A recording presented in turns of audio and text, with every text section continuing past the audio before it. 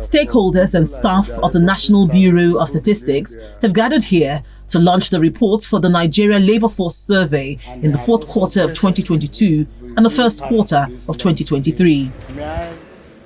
The Chief Executive Officer of the National Bureau of Statistics, Mr. Adeniran, explains the redefined parameters for one to be considered unemployed. Working age population, as seen in the presentation and the documentary itself, this was defined previously as people aged 15 to 64.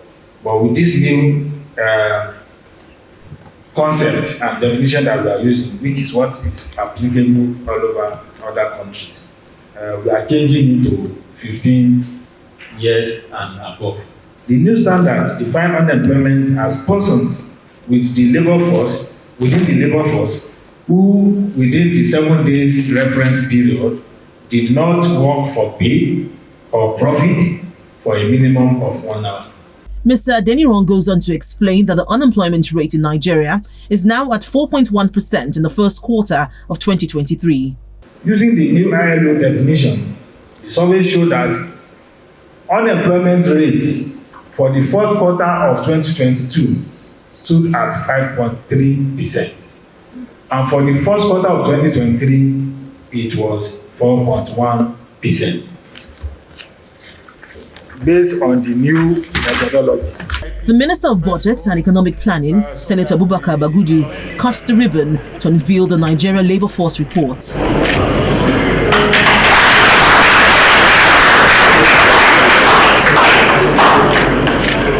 Senator Abubakar Bagudu and the World Bank representative stressed the importance of data. It is imperative that a lot needs to be done to address the high rate of youth employment in the country. This report will no doubt provide evidence-based indicators for tackling youth unemployment and address its attendant social implications. Data periodically helps government, helps all of us figure out what's going well, what's working well, where the problems are, what kind of interventions are needed, what kinds of policies and programs are needed, and in general, just to take the pulse of how are Nigerians doing. Overall, the National Bureau of Statistics says it is constantly seeking to enhance their data collection process to align with international best practices.